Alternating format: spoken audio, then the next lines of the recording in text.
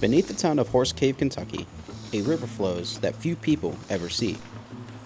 In 1888, a local physician named Dr. Thomas Penny purchased the land above this entrance for $300. At the time, it appeared unremarkable, a simple sinkhole and a shallow opening with no indication of what lay beneath. What he discovered was not just a cave, but an underground river system directly beneath the growing town.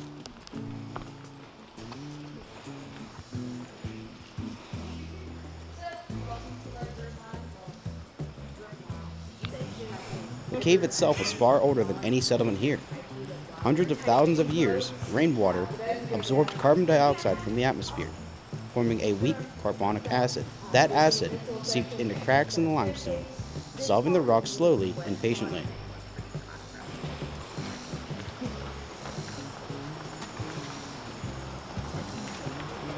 What began as microscopic fractures widened into passageways, passageways became chambers, and chambers became a hidden world beneath the surface.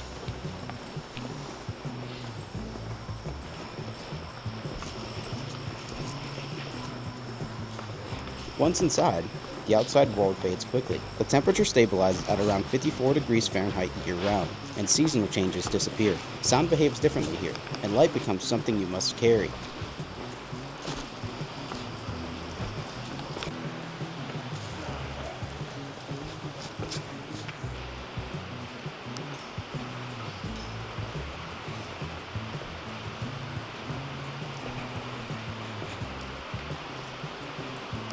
Hidden River Cave is a part of a vast karst landscape, the same limestone system that formed Mammoth Cave. Yes, that Mammoth Cave National Park, located just 15 miles away.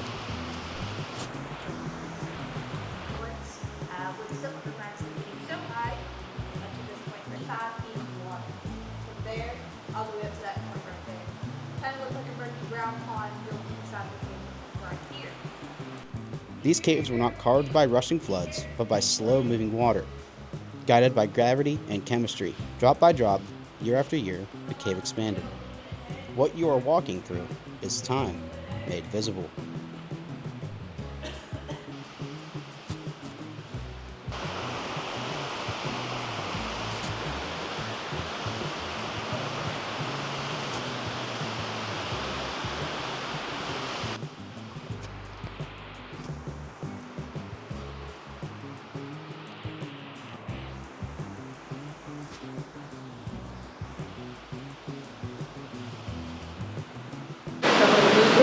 Or do something like that. But it is really cool. And like back in the day, they didn't have any wooden handrails like we did. They had a rope system going all the way down. So that's actually they would go in and out of the cave, and they would carry buckets of water and take tours through here. And then back then, when the town was expanding, they were trying to make a more efficient way to be able to transport this water to the surface.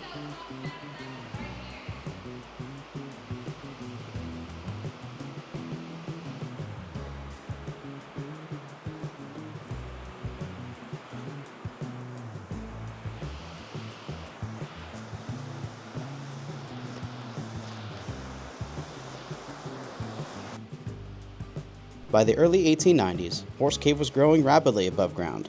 Stores, homes, and businesses needed power. So in 1893, engineers constructed a hydroelectric generator inside Hidden River Cave.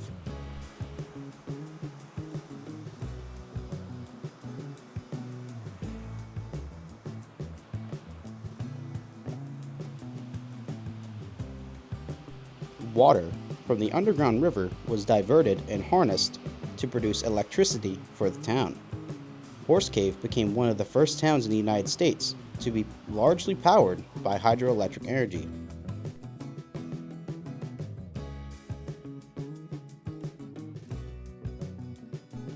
That same year, electric streetlights illuminated the streets above, decades before rural electrification became common. The river beneath the town powered daily life above it, demonstrating how closely the community's survival was tied to what flowed unseen below.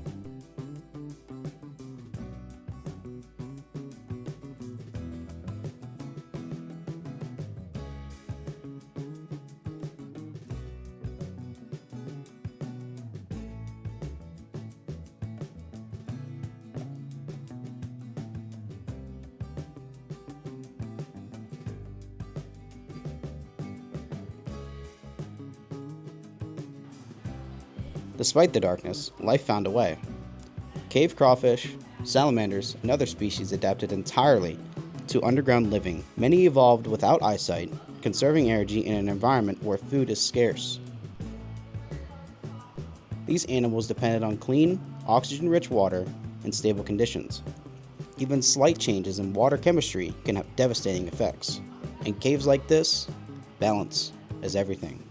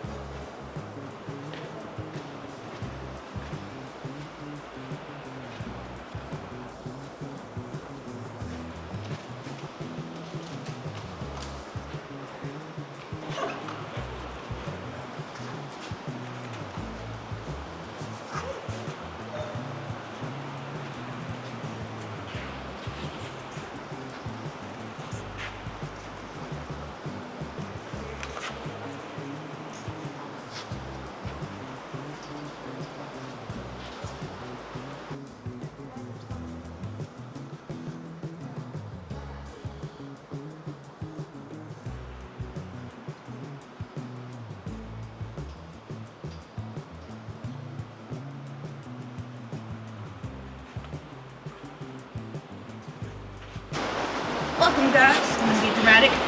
The world's longest underground swimming bridge. It's about 92 to 94 feet long, and it's a pretty cool view going across.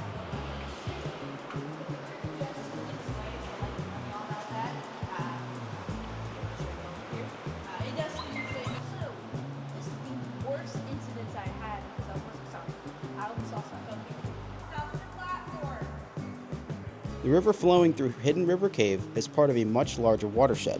Rainfall, miles away, enters the ground through sinkholes and fractures. Traveling unseen through the limestone, eventually, this water emerges again, draining into the nearby Green River, the same river system that flows through Mammoth Cave National Park. In karst landscapes, there is no clear boundary between surface water and groundwater. What happens above ground eventually finds its way below ground.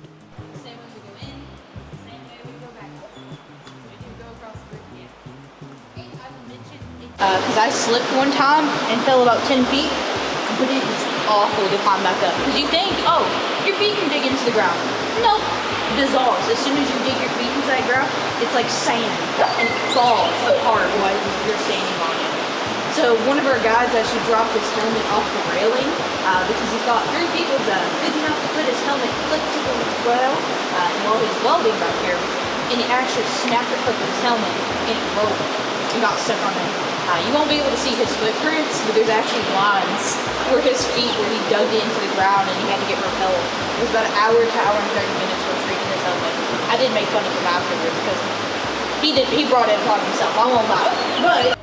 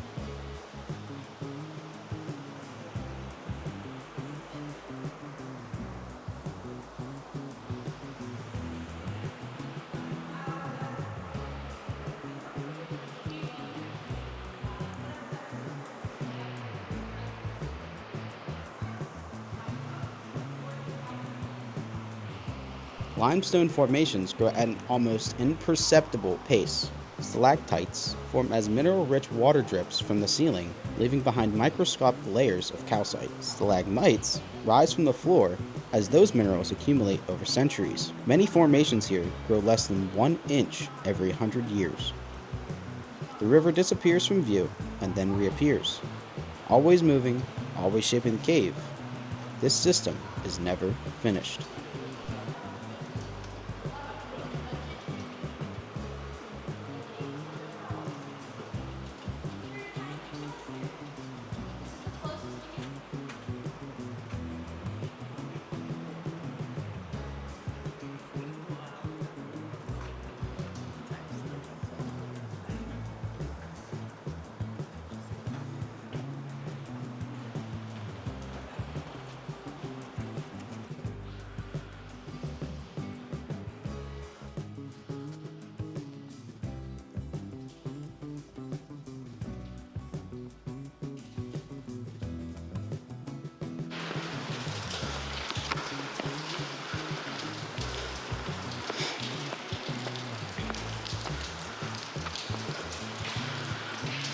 One spot I'd like to point out is this waterfall. This is a very particular waterfall. This is actually a prime example of pollution scarring. Pollution scarring is at one point in time our cave system actually had pollution filtering through it. So what happened is that water source was used all the way back then. So the hydroelectric generator, the water pump was used from the late 1800s all the way to the 1930s.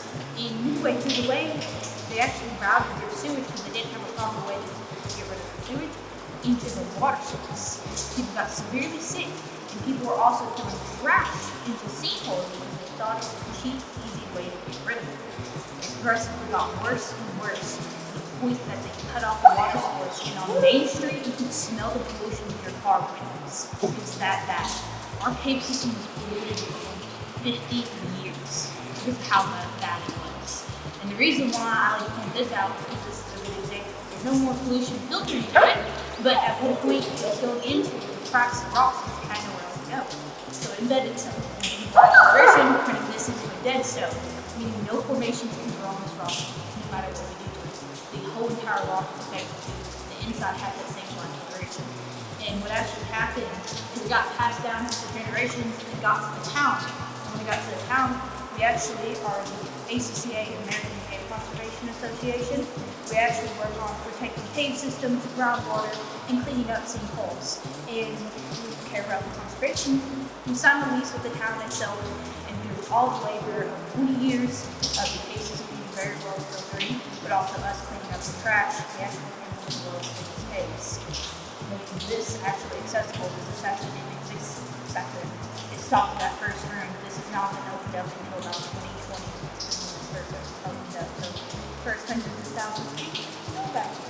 During the early to mid-20th century, Hidden River Cave became a dumping ground. Untreated sewage, industrial waste, and runoff from the growing town flowed directly into the cave. And by 1943, the cave was closed to the public due to severe pollution and safety concerns. Folks from the town say you could smell the pollution from your car windows on Main Street above. Minerals mixed with the contaminants and permanently stained the waterfall you see here. What remains a scar is a reminder that underground rivers are not separate from the surface world.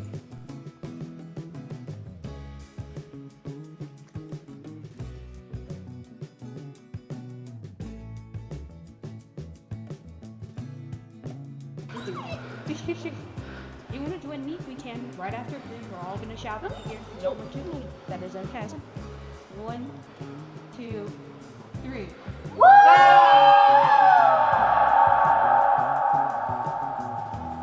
It echoes a lot, but with that echo, it also makes it extremely good for acoustics.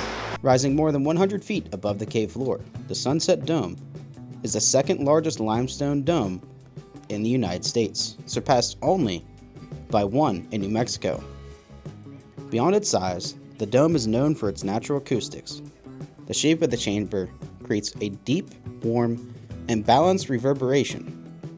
Over the years, acoustic musicians and bluegrass groups, including Mama Said Two Strings, have recorded music here, using no electricity or amplification. The cave itself provides the reverb, turning stone and space into an instrument.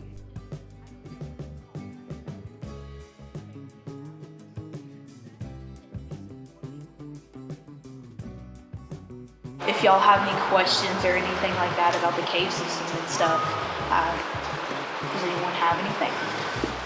So there is the largest one. You mentioned this is the second. Yeah, so the largest one is actually in Carlsbad Caverns. It's in New Mexico. It's a really gorgeous cave. It has formations taller than my body inside of them. And it's, I would even say, triple the size of this room. Just a lot of size. I actually recently got to see a side by side, and we look like a piece of dust compared to that room, how big it really is.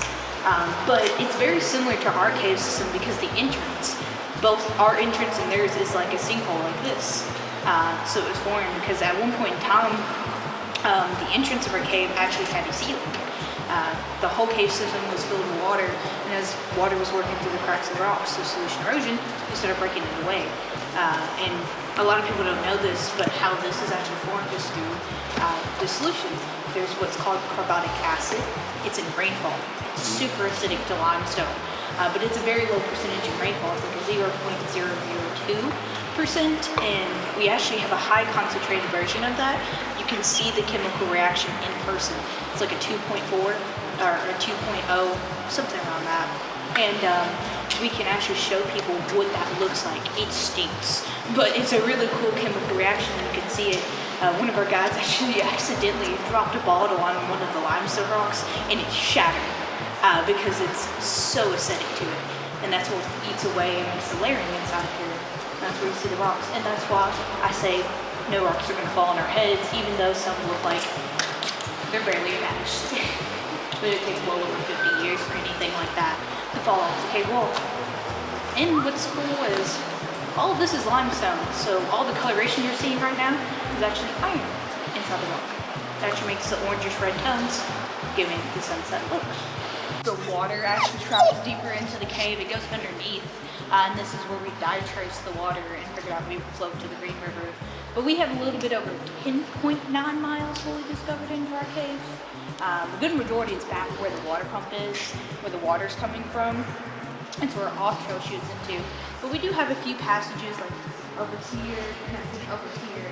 We have two, and then we actually have one back closer to the end, like before getting to the bridge. So we have a good portion. What's crazy, I recently got told this, we have over 562 leads inside of our cave that haven't been explored at all. Has anyone kayaked through it? Sadly, no. The only time when there was a kayak used is when the water was higher. That kayak was actually used, I think a lady named Kim, but they said a college group brought it into the cave system and used it for sampling. They took the gear and carried it inside the kayak.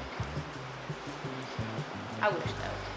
If I can convince the other guys, I would totally do it.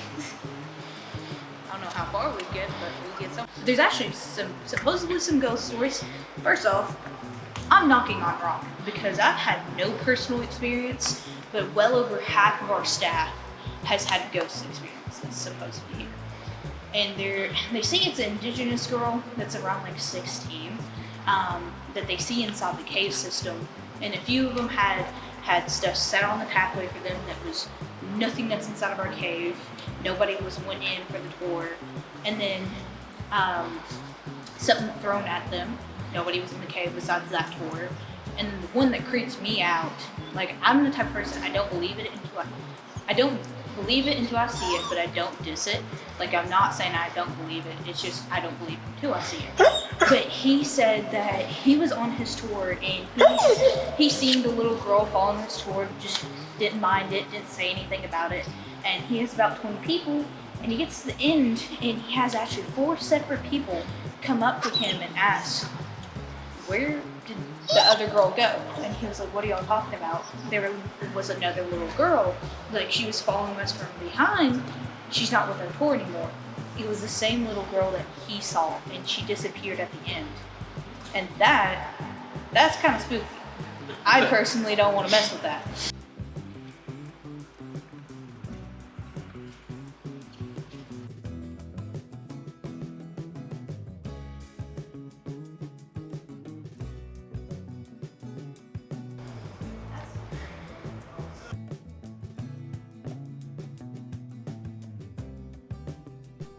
This cave has provided more than a place to explore.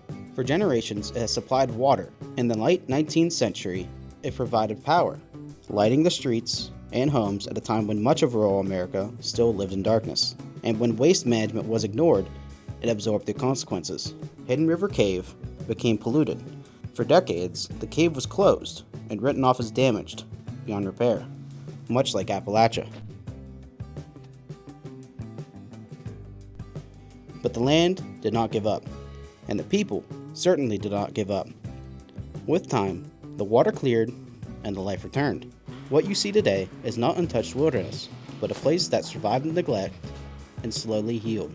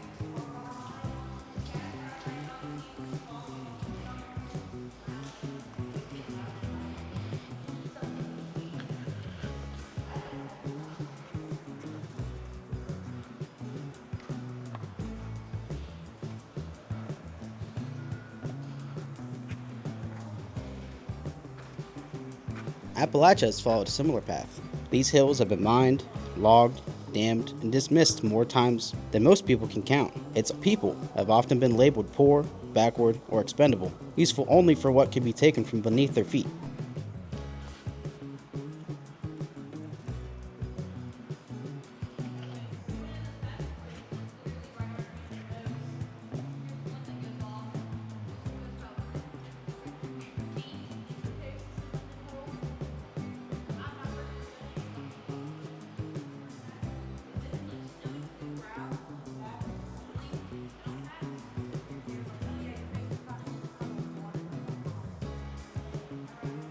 But Appalachia has never been weak. It has endured.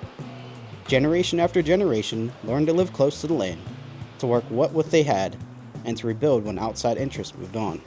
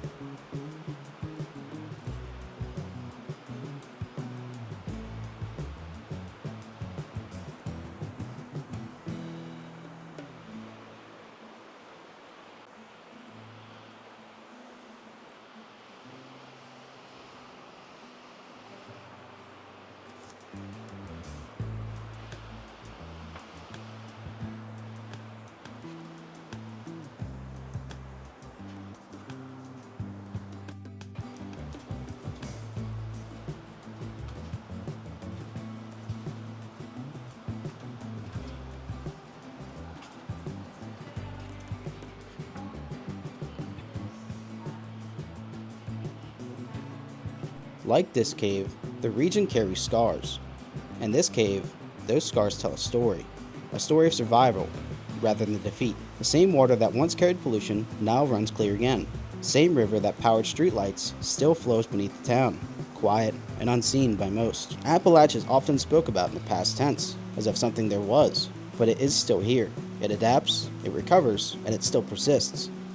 Beneath Horse Cave, Kentucky, the river continues to move. Patient, relentless, shaping the stone long after we're gone. And as long as the river flows, so does the story of this land and the people who belong to it, scarred but never erased.